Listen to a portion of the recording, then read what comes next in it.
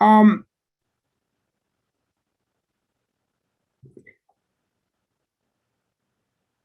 I want to sing a song I sang when I was an adventurer and a child in a primary class. This song we sang long time ago. Joy is something if you give it away, you give it away, you give it away. Joy is something if you give it away, it comes right back to you. It's just like a magic shilling you keep in your pocket and you don't have any. But if you spend it or you give it away, it comes right back to you. So that's a song I sang as a primary child in the primary class as a child. That joy is something, if you keep it yourself, you can't have it in abundance, but if you give it away, it comes right back to you. But what is this joy? At the basic level, joy, love, is not a feeling. I want to underscore this before we go deeper. Love is not a feeling. When love has a feeling, but it is not per se a feeling. It is a principle. It is something. If we are talking about the agape that we talked about in relation to joy, all we are saying it is something we live by. It's a noun. We said love is a noun. A noun is a name of a thing, a person, a personality. Love is something tangible. So, in other words, we said love is who we are. So today we're going to look at love from the aspect of joy. What do we mean when we say something is joyful? Let us make a joyful sound to the Lord. So when I was studying this, I discovered the following in the dictionary. The dictionary defines joy, and joy is a noun, by the way, a noun. As a part of language, a noun is the name of a person, a place, or a thing. So when we think about joy, let us think about we in our psyche enjoying, we ourselves being this joy, emanating it from ourselves. We are the content of joy. Joy does not exist in a vacuum, it exists in us. Joy is not experienced in a vacuum, it is experienced in human life. It is experienced in it's expressed through humanity. So the dictionary expresses joy as a feeling of great pleasure and happiness. Pleasure. Sometimes we tend to put too much negative connotation on pleasure, like something that is useless. But pleasure, it is the aspect that makes the heart of a person happy. Is something that tickles you. Something that's the better language. Tickles you. That it does something to your life. So pleasure can either be used negatively or positively. But positively, pleasure is just that it has a prefix of P. It is related to leisure, enjoyment, that which tickles your life, that which makes something your nervous system is affected in a way that it creates some stimulus, something moves in you. So the dictionary expresses joy as a feeling of great pleasure, that pleasure or happiness. You are happy. Then the dictionary also expresses it as an emotion. Now it brings in something more than a feeling. It's an emotion of great delight. A delight is a joy. A delight is happiness. A delight is something that brightens your face, or happiness caused by something exceptionally good or satisfying. So joy is an emotion. It is related to, so we can't talk of joy without talking about our psychic, our psychology, our being, our physiology. We can't talk of joy outside our physiological being, like the tangible thing, that the emotion is something that is attached to how we live, how we exist, is an existential part of us. Existential is a philosophical language which means existence, to live. So joy is an existential part of us. It can't be outside us. It has to be us and within us and expressed in our own psyche.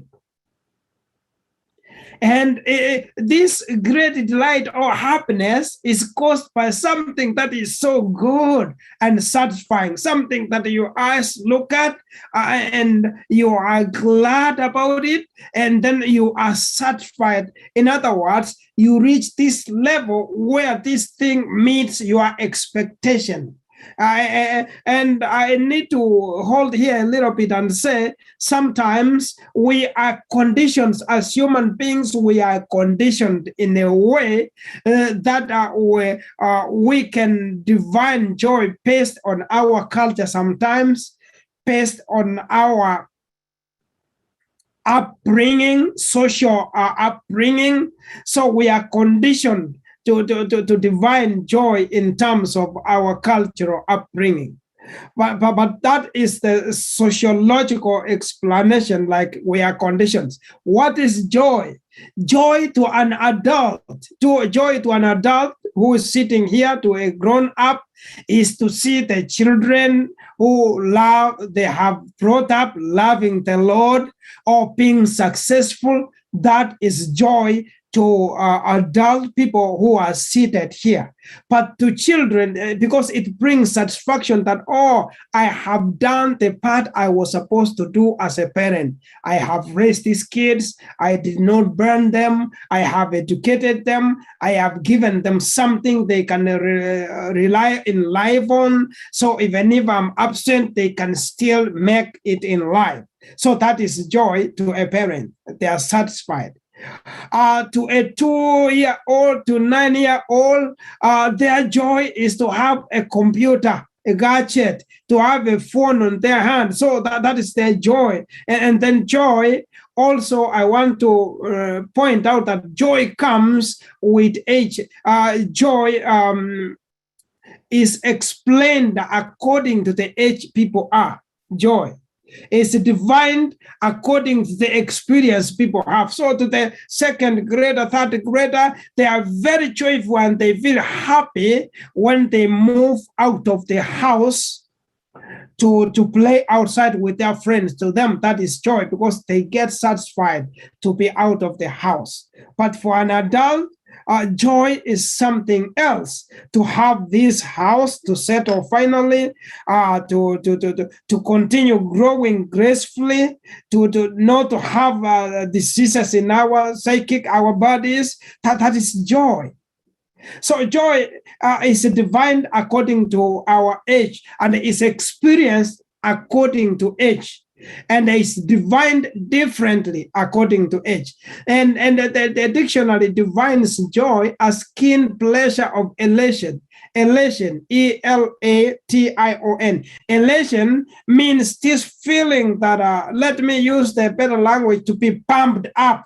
Like there's a music that is playing, and then they are like, oh, can you turn it up a little bit, bump, increase the volume. You know, when you go to a club, they pump up the music that you are really excited. Even if you didn't intend to stand up and shake yourself, you find yourself. So that is to pump the pleasure of elation. That something that is the emotion are elevated, the emotions are tickled much. So that is how the dictionary defines joy. But when I looked at the Bible, the Greek Bible, and how it defines joy, it combines this, but it goes a little further. because the dictionary explanation ends at the psychic, the human being, like what brings good enjoyment to me, to satisfy me. It is I, the feeling I have, the tickles that I have in my body. It is about me. That's a joy. It is all acted upon me. Is upon the first person singular. The dictionary uses the first person singular. But now look at the Greek language. The Greek language does not express joy outside Christ. That is what really impressed me with this kind of joy. That joy in Greek is never expressed with God standing outside of your circle. It is expressed with God within your circle. And the Greek term for joy is chara. Chara, C-H-A-R-A.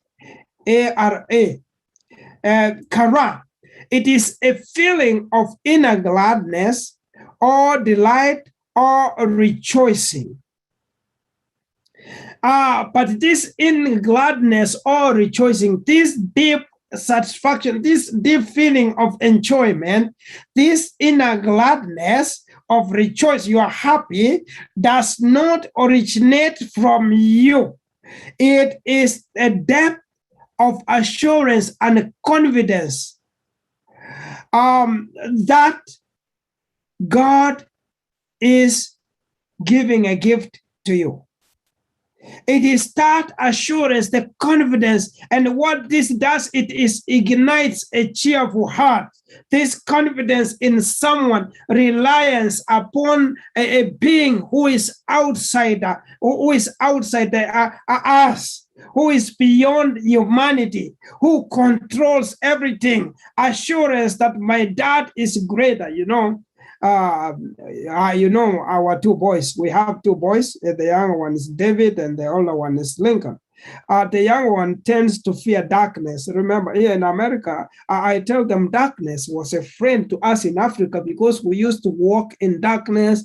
We used to enjoy in darkness. So at times it's like, Daddy, I want to go to the room. It is not lighted. The lights are off. Can you walk with me into this darkness? So I figured out that this kara is something similar, that it is assurance that we are with somebody who is greater than us, who has our interest in his heart, who is really all about our well-being. And this assurance is built upon, and then the kara is based on God's gift to us who believe. So the biblical definition of joy is that it is a combination of humanity and the godliness walking on the journey. It is two people. You can't express it. About the dictionary explanation of joy or the worldly view of joy. It is this which gives us happiness, which satisfies us. It may not be right. No, watch out carefully, because we don't have a point of reference. That which satisfies us earthly, it may not be biblical, it may not be for our own good, but it brings us joy.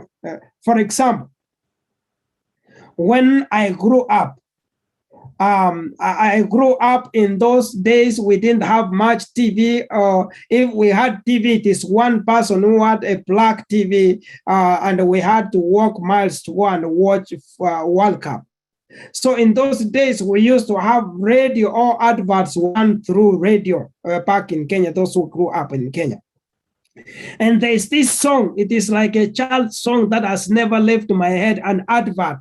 Advertising cigarette, Sportsman. I don't know if you remember that song. It is very clear still to my mind. I can remember. They used to pump the music and sing like Sportsman, Sawa Hasa #1, Kandanda, Sawa Hasa #1. So in other words, Sportsman, the cigar, can give someone joy. But does this joy bring happiness at the end of the day? Does it leave you still pumped up when you go the reference is you, like how much it brings to you, how much you enjoy it. That is the wallet definition of joy. That you go to a place, you pay a lot of money to enjoy. Afterwards, sometimes you are depressed. You get a choice. It satisfies you momentous. The worldly kind of pleasure and joy may momentarily satisfy and pump you up and elate you, lift you up and tickle your emotion and make you excited. But when you come back home after drinking several bottles of alcohol, you will wake up the following day with a hangover, still with the desire to have more. We will never satisfy. But when the Bible talks about joy, when Paul talks about joy, he is talking about this deep assurance and confidence in God himself, in Jesus, that he takes care of my business. So that when you go to sleep, the Bible says in Psalms that the Lord gives sleep to those who love, even when they are still asleep. He watches over them. He provides. That is what Paul is saying when he means the joy of a Christian. It is the confidence in God, in the being who controls everything. It's like my young son, he believes that I am the strongest dad in the world. I know because I have never fought with anyone to compare, but in his mind, he knows that I'm the most powerful dad in the world over. So this is what Paul was telling the people in the Galatians in his day, that one of the fruits of the love is joy, to be joyful. What is this joy? Is to have this experience that everything will be okay. Now, let me make this point as we move on. Worldly expression of joy is devoid of suffering, of pain. Circumstances that bring pain to us are not in the vocabulary of worldly joy. Now, let me give an example. Sometimes last summer I was doing Uber. I drive Uber all along, and I go to Minneapolis, and I find this young girl so crying because she has ordered Uber to come. I go pick her up. It's 10 p.m. at night, and they had gone into a party.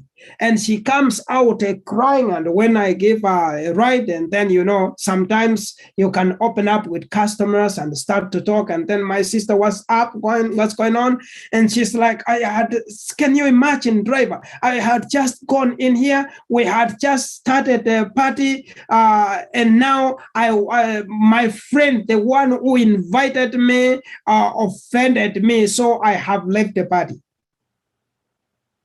So this girl goes home. Of course, we talk a little bit, and by the time she gets home, she's like, yeah, I missed the party, but I don't regret. I will sleep with the pain. So she goes to sleep with the pain.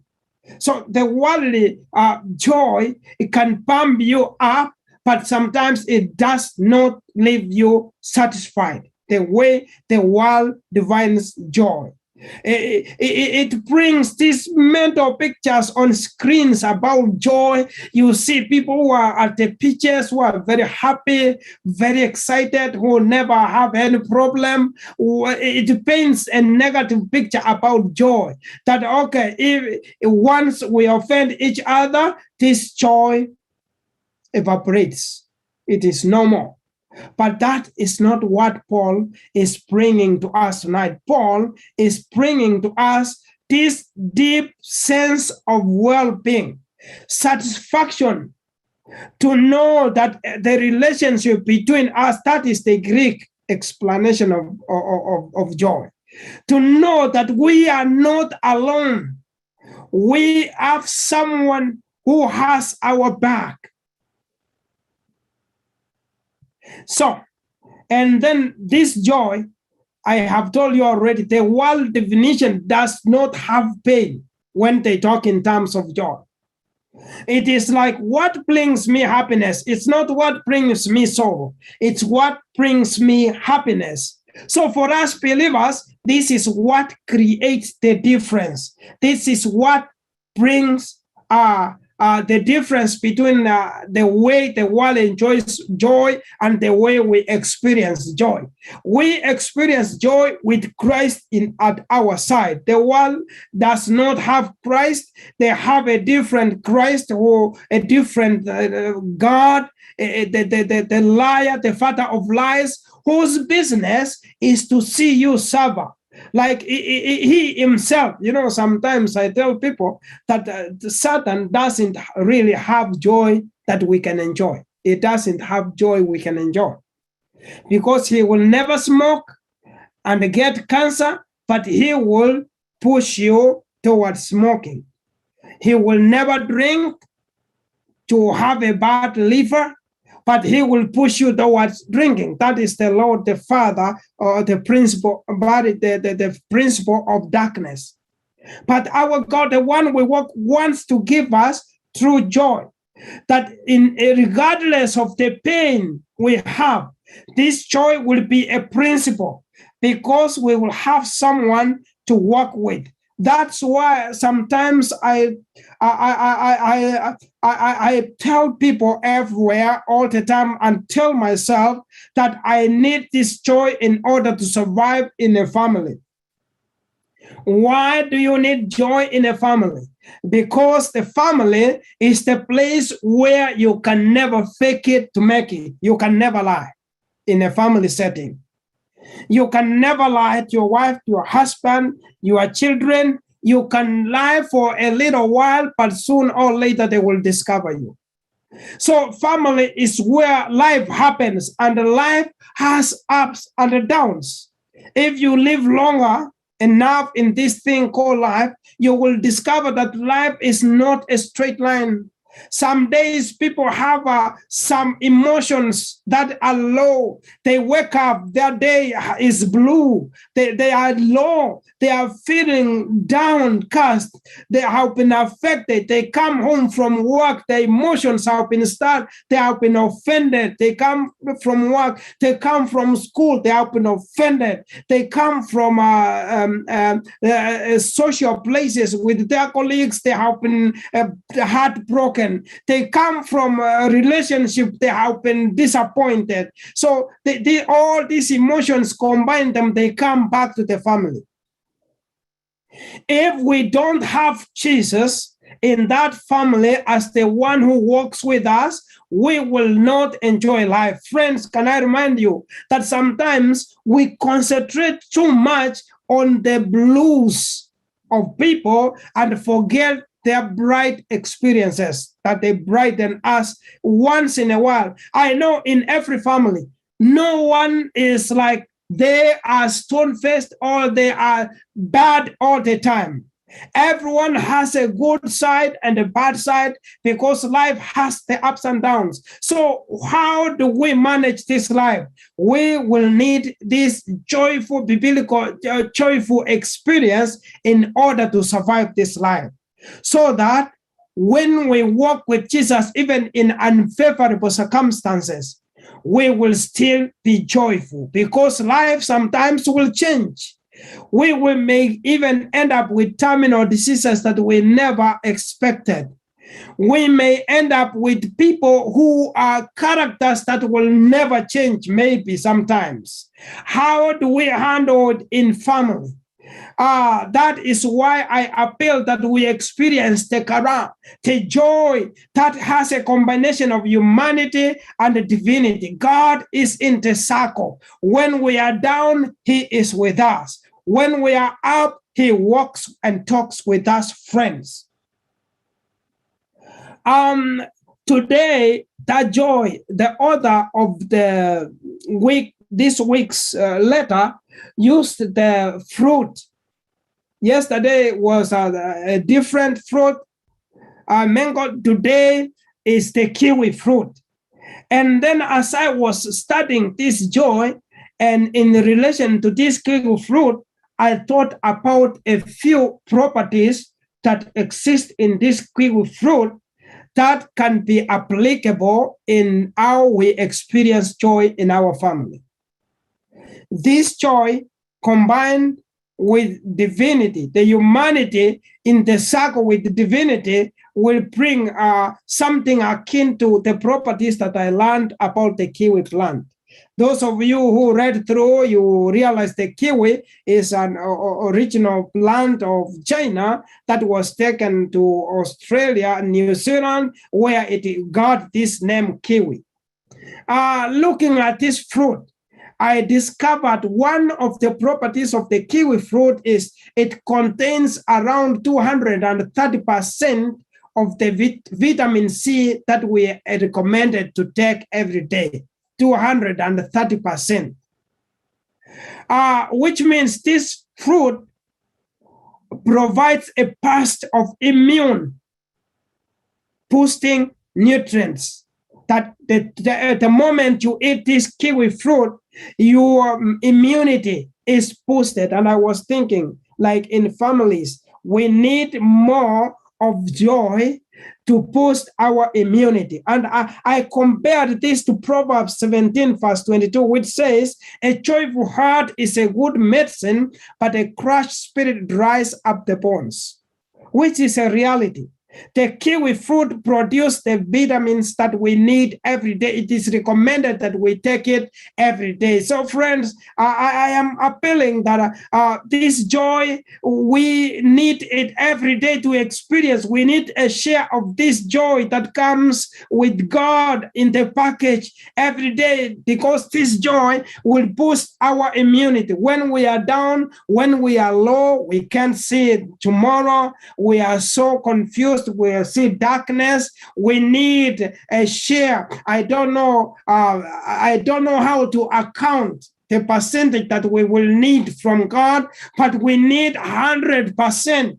The kiwi, you will need around 230%. You will get 230%, but with our God, we get 100%. Why? Because it's constant. The kiwi sometimes being transported from the tropicals, going through the seas or the air. By the time it gets to Walmart, it stays there for a week. You get it, the nutritional value might have gone low. But I am talking about God in the picture, who is 100%, whose spiritual nutrition value does not decrease at all. He is the one who was yesterday, who is today, and who will be tomorrow. So, friends, I invite you in the family to keep fighting this joy that is given of God, because the Bible says a joyful heart is good medicine.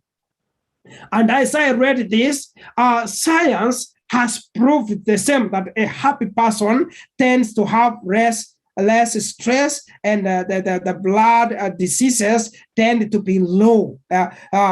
These pressures tend to go low. So we need more. And I was reading this, and I discovered the science of this, the fast. Solomon, if he were nowadays, he could tell us that a person who is happy uses 32 muscles of energy to be happy.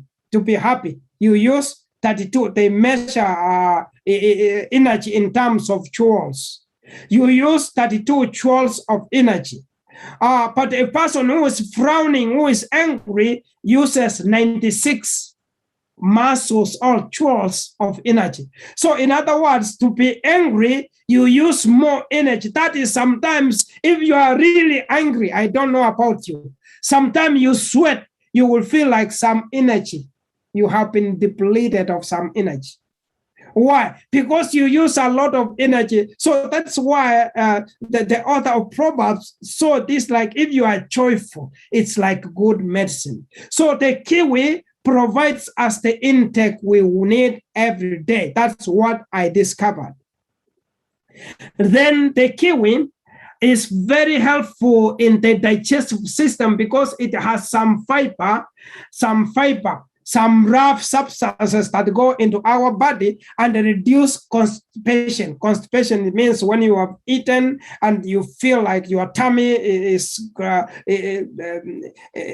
so tight. It's so tight. So the kiwi goes into your digestive system and helps reduce this congestion, constipation. They call it gastrointestinal issues. It clears it means there are many gases that you develop in your body and a lot of things. So once we have this kiwi, now our kiwi is the joy that comes from God.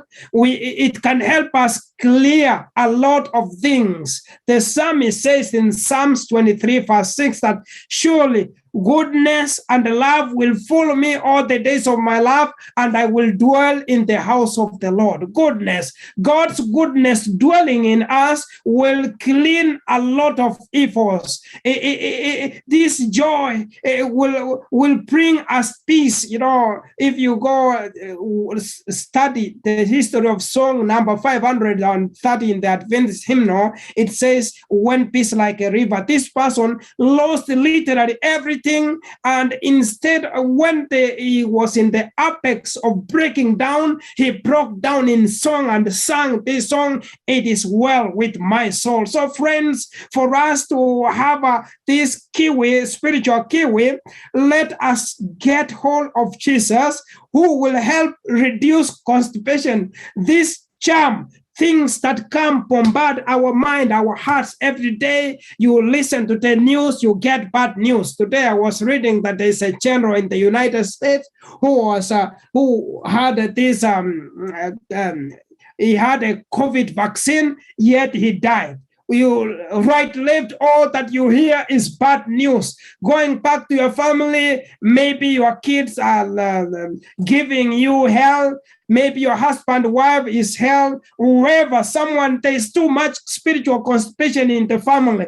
We need this kiwi. We need this kiwi, spiritual kiwi, God in the picture to bring this joy. And the psalmist says in Psalm 122, I was glad when they said to me, let us go into the house of the Lord. Friends, that is my invitation to you tonight.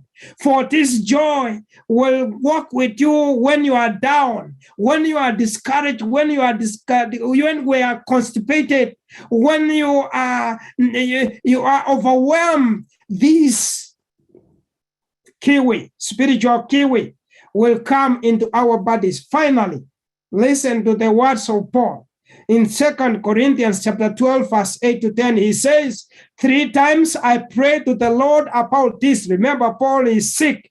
He had a bad eye. He prayed that, Lord, take this away. But this is what God told him.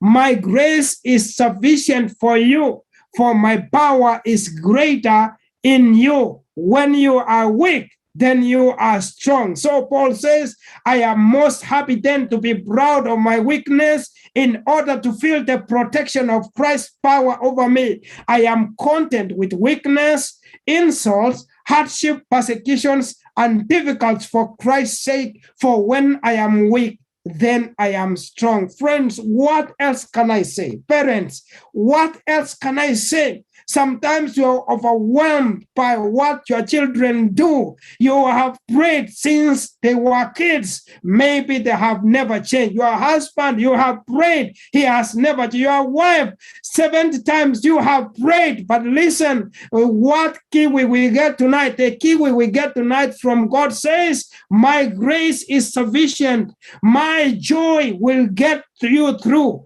I am praying tonight as Paul that we get enough of this spiritual kiwi from Christ so that this joy can bring healing. It can heal our spiritual digestive system that has been clogged.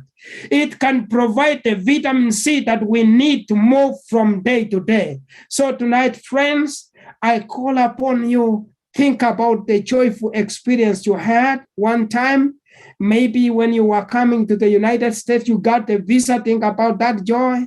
Think about mothers, the joy you got when you were delivering your babies. Think about the joy when you saw this baby girl or baby boy. Think about that. But I want you to magnify that and think about the joy when we have Christ, the assurance that he's walking with us all the time. May the Lord bless us tonight to enjoy the fruit of joy, both at a personal level, within our family, and in our community. May the Lord bless us.